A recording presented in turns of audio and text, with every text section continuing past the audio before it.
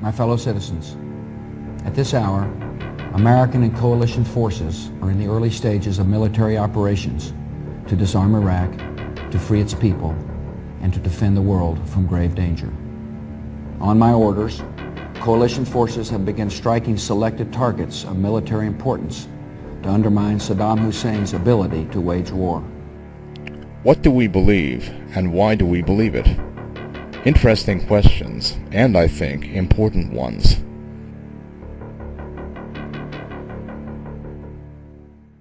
In the last 10 years, however often I've had cause to contemplate this question, there is one issue, coalescing around all others, that answers it firmly and succinctly: the Iraq War. My conservative friends will be surprised to learn that through 9/11 and the immediate aftermath, there was a time when I would have agreed with them politically on lots of things. I would be in favor of conservative economic policies, that is, if and when conservatives actually practice them. But I have always leaned liberal when it comes to social issues. I find social conservatism particularly unpleasant, as reflected by almost all of the big names on the religious right. I believe there is too much divisiveness and hatred of anything different from what they think of as traditional American family values, which is the primary motivation for much of what they do. Therefore, I reject their ideologies. And the political agenda of an organization like the Christian Coalition upsets me, because their stated political goals try to drag me into it and presume to speak for me as a Christian.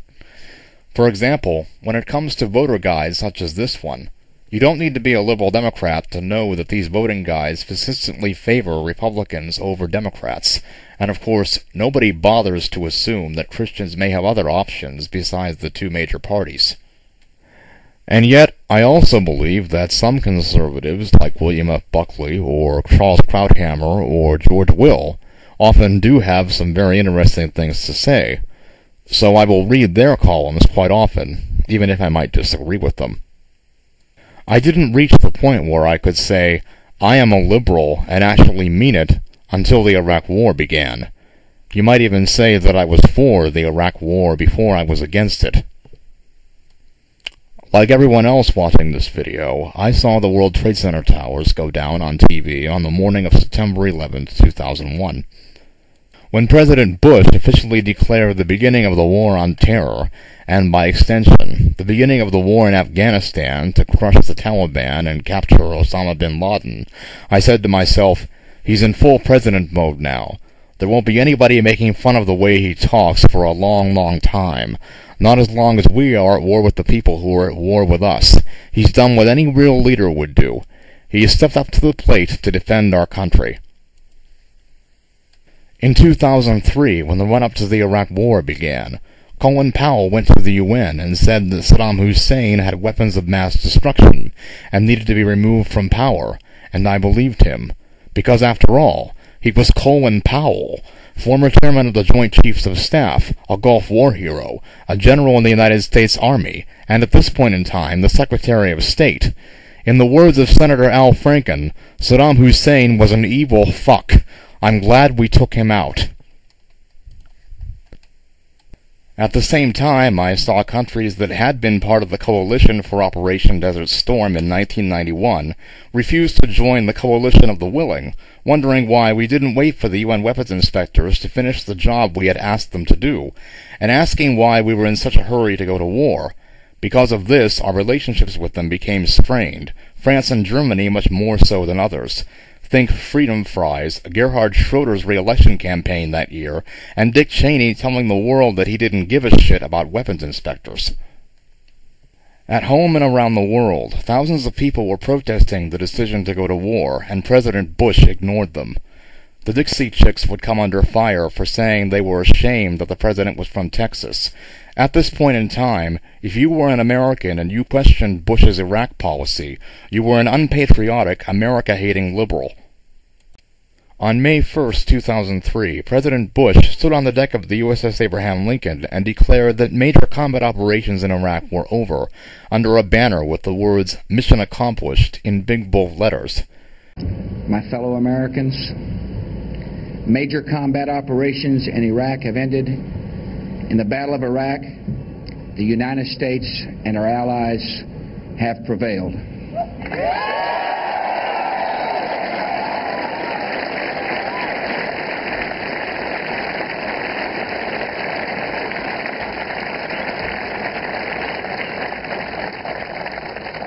And now our coalition is engaged in securing and reconstructing that country. In this battle, we have fought for the cause of liberty and for the peace of the world. Our nation and our coalition are proud of this accomplishment. Yet it is you, the members of the United States military, who achieved it. Your courage, your willingness to face danger for your country and for each other made this day possible.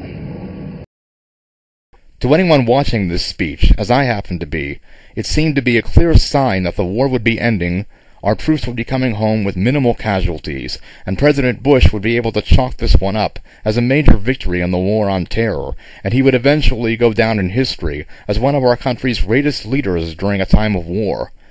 But as I continued to watch events unfold in the weeks and months and years ahead, it became clear that none of those things would truly come to pass. Even as the President declared victory, the insurgents in Iraq continued their own major combat operations against us. The weapons of mass destruction, which the Bush administration used to justify the war, have as yet still not been found, if indeed they ever existed in the first place. At least 3 weapons inspectors have put this in writing, including Hans Blix, David Kay, and Charles Dulfer. I myself believe that Saddam Hussein did have weapons of mass destruction, but that he didn't have them where we were told he had them, and they were in fact destroyed in 1991 after the Persian Gulf War. The Bush administration chose to ignore tactical plans drawn up by the State Department, as well as warnings that an insurgency of the sort we came to see in Iraq would rise up. Instead, George W. Bush and Dick Cheney believed Ahmed Shalaby when he said that our troops would be greeted as liberators when Baghdad fell. If I remember correctly, Shalaby's words were, "with candy and flowers." This has since been proven not to be true. What's more, George Tenen's CIA and Donald Rumsfeld's Pentagon were fighting over which strategies for fighting the war were the most feasible, and that created its own set of problems. The 9/11 Commission report officially said that Saddam Hussein's Iraq had nothing to do with the 9/11 attacks, nor was there even a single Iraqi hijacker on any of the 4 planes. The majority of the hijackers were from Saudi Arabia, a U.S. ally, which tends to beg the question of why we haven't done anything about their government. My own guess is because we need their oil. Yet the Bush administration consistently tied Iraq and 9/11 together, in the face of so much evidence of no connection. One of the reasons why we and our allies often disagreed on this point is because Bush looked at Iraq and the war on terror and saw 2 parts of one giant war. Everyone else looked at Iraq and the war on terror and saw 2 separate wars. During the 2004 election season, quite a few books came out that contradicted everything that we had originally been told about what we were going to do in Iraq and why. See, for example, Against All Enemies by Richard A. Clarke. Lies and the Lying Liars Who Tell Them by Senator Al Franken. Or just about any book written by Bob Woodward in the years that followed. Needless to say, I voted for John Kerry in the 2004 presidential election. I became 100% resolute in that decision after Vice President Cheney gave a speech in September of that year designed to blame Kerry and anyone who would vote for him for the next 9/11-style terrorist attack on U.S. soil. Bush won a second term anyway. 4 years later, John McCain's campaign would try to use similar tactics by showing a 9/11 tribute video during the Republican National Convention. The Valerie Plame Wilson case became a high-profile example of what the Bush-Cheney administration did to people who didn't go along with everything they did. And, of course, there are other issues and events that have solidified my liberal beliefs over the last 10 years. After all, political positions don't exist in a vacuum. In 2005, the Terry Schiavo incident convinced me that as long as Christian conservatives are the base of the Republican Party, and they win enough elections, the country will be in serious danger of becoming the theocracy that Pat Robertson can only dream about. How many people watching this video today remember when Jerry Falwell went on TV after 9/11 and basically blamed the attacks on anyone who wasn't a right-wing fundamentalist Christian like himself? Yes, he did apologize, later, but I for one did not believe in the sincerity of that apology, and I still don't. When he was president, George W. Bush became famous for not admitting any mistakes he had made. When Hurricane Katrina destroyed the city of New Orleans, the Bush administration and FEMA were criticized for not responding quickly enough to the emergency. Bush was then forced to go on TV and admit that mistakes were in fact made. Suddenly, the majority of the American people no longer believed what he said anymore, resulting in a massive slump in approval ratings, which he was never really able to dig himself out of afterward. On April 15, 2009, when the first Tea Party rallies were held, I thought they were despicable.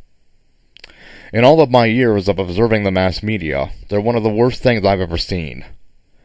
Yes, Americans do hate paying taxes, and yes, Americans do have a constitutional right to freedom of speech. That's guaranteed under the First Amendment. But who was responsible for getting this whole Tea Party movement started? Well, I could shake my fist at Dick Armey and Freedom Works, or yell and scream at Tim Phillips and Americans for Prosperity, or stomp my feet at Mark Williams and the Tea Party Express all I want to, but the truth of the matter is, it was the Fox News channel. In particular, it was Glenn Beck, who went on TV and said, "I'm sorry. I just love my country, and I fear for it," effectively ruining any chance he may have had with me of my taking him seriously as a commentator. I learned everything I needed to know about him right then and there. I have very strong suspicions and serious doubts there would even be a Tea Party movement in this country now if he, and by extension Fox News, hadn't started stirring the proverbial pot. That first April 15th, CNN reporter Susan Rothschild was in Chicago trying to interview one of the protesters, who insisted that President Obama is a fascist. Strangely enough, he cannot give a good answer to her question of why President Obama is a fascist. All he says is, "Because he is, he's a fascist." I wonder if this protester, and tens of thousands of other Tea Party protesters just like him, remember the original meaning of the Boston Tea Party. He probably doesn't, and he probably wouldn't care to remember, because on that particular day, the Fox News channel, Glenn Beck, and so many others had the country all riled up for one reason, and one reason only, to get attention. That's right.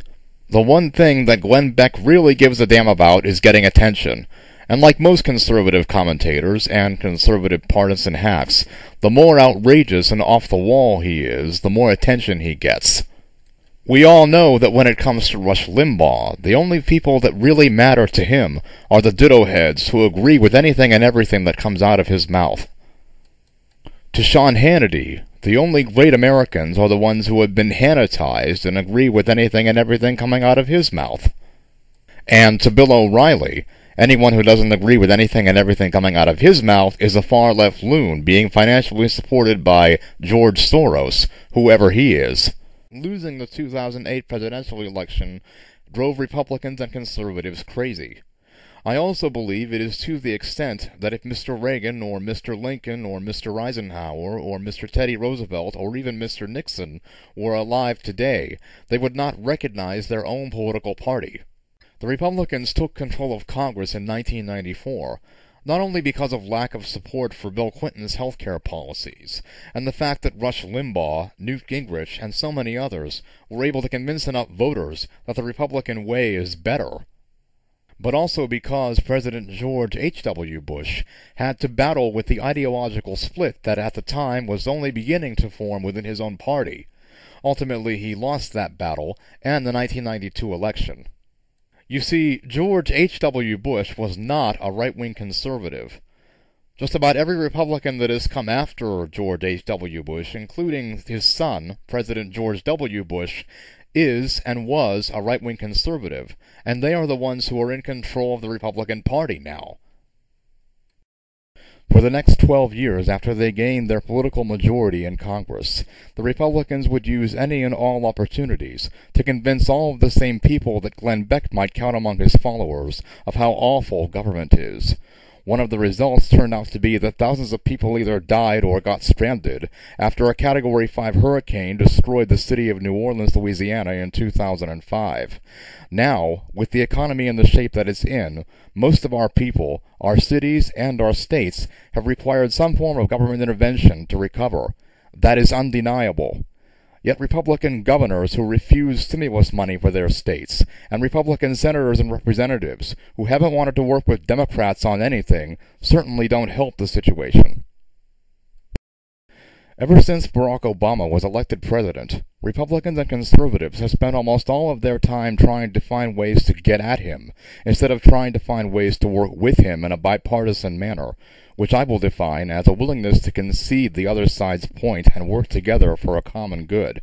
I mean, for the love of God, this president can't even win the Nobel Peace Prize, give a speech to our school children, or bow to the Emperor of Japan as a sign of politeness and respect, without conservatives going on the hunt for ulterior motives.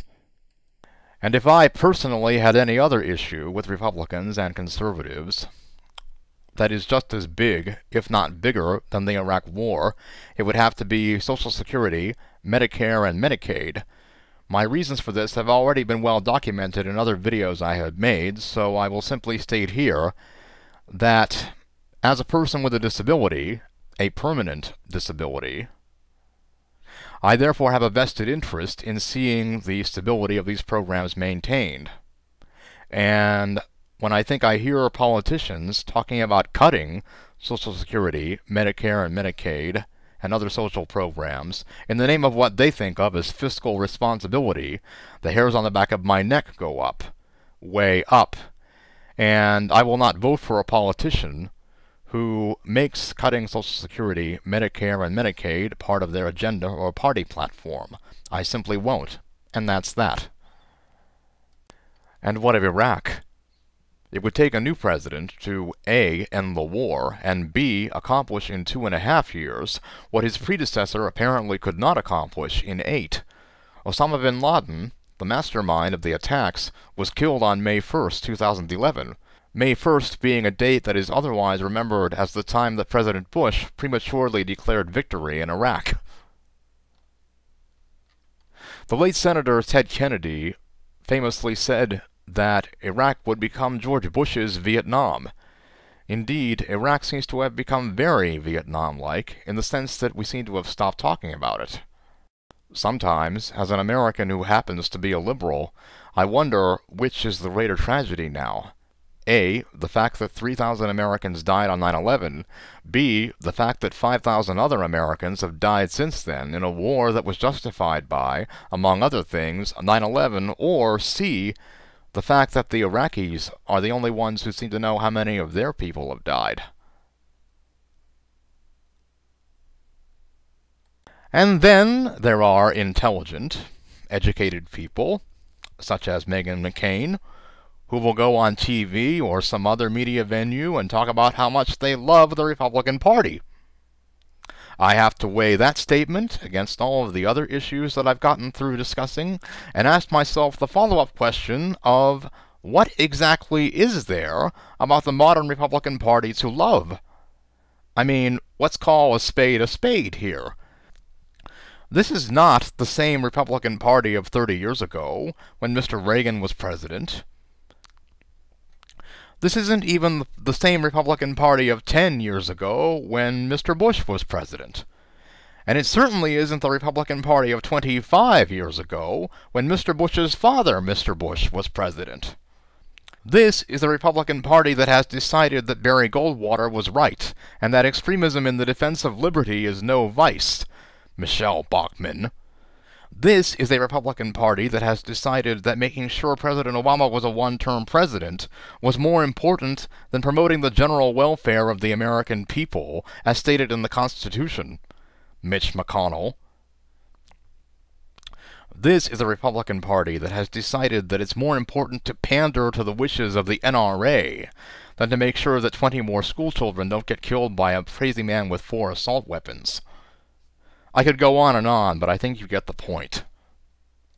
And so, as they say, we find ourselves where we are today. Iraq remains a dark smudge in our nation's history. while our soldiers continue to fight in Afghanistan, and our veterans continue to live with the horrors of war, and the survivors of fallen soldiers continue to grieve, and our current president tries to clean up the mess left behind by the previous president in the face of partisan bickering and, in some cases, outright hatred.